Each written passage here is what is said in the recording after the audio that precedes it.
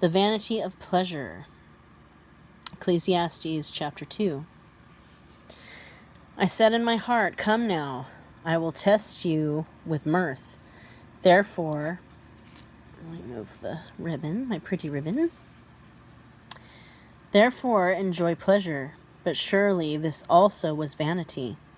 I said of laughter, madness, and of mirth, what does it accomplish?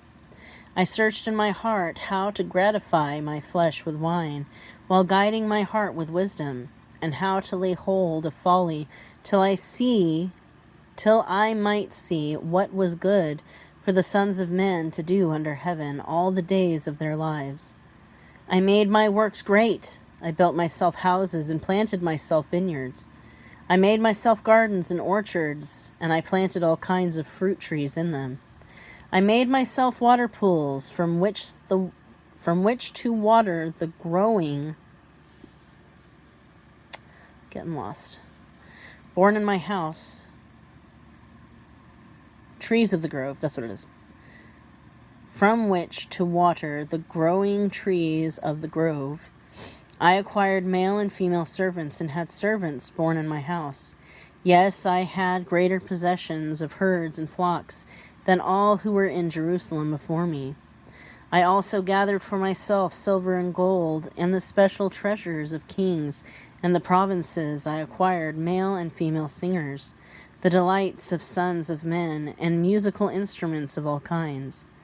So I became great and excelled more than all who were before me in Jerusalem. Also my wisdom remained with me." I gotta reconfigure my body.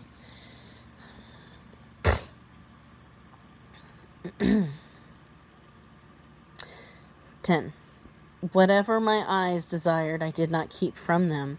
I did not withhold my heart from any pleasure, for my heart rejoiced in all my labor. And this was my reward from all my labor. Then I looked on all the works that my hands had done, and on the labor in which I had toiled, and indeed all was vanity and grasping for the wind. There was no profit under the sun. The end of the wise and the fool. Then I turned myself to consider wisdom and madness and folly, for what can the man do who succeeds the king? Only what he has already done. Then I saw that wisdom excels folly,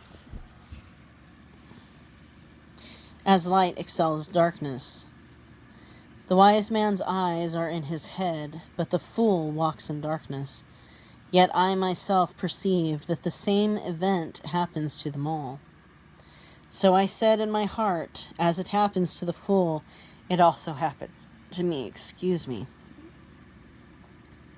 And why was I then more wise? Then I said in my heart, this also is vanity. For there is no more remembrance of the wise than the fool forever, since all that now is will be forgotten in the days to come. And how does a wise man die? As the fool. Therefore I hated life, because the work that was done under the sun was distressing to me, for all is vanity and grasping for the wind. When I hated all my labor in which I had toiled under the sun, because I must leave it to the man who will come after me, and who knows whether he will be wise or a fool. Yet he will rule over all my labor in which I toiled, and in which I have shown myself wise under the sun. This is also vanity. Therefore I turned my heart and despaired for all the labor in which I had toiled under the sun.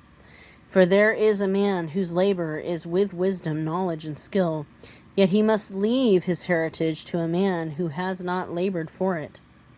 This also is vanity, and a great evil. For what has man for all his labor and for the striving of his heart, with which he has toiled under the sun? For all his days are sorrowful, and his work burdensome. Even in the night his heart takes no rest. This also is vanity. Nothing is better for a man than that he should eat and drink, and that his soul should enjoy good in his labor. This also I saw was from the hand of God. For who can eat or who can have enjoyment more than I? For God gives wisdom and knowledge and joy to a man who is good in his sight. But to the sinner he gives the work of gathering and collecting, that he may give to him who is good before God. This also is vanity and grasping for the wind.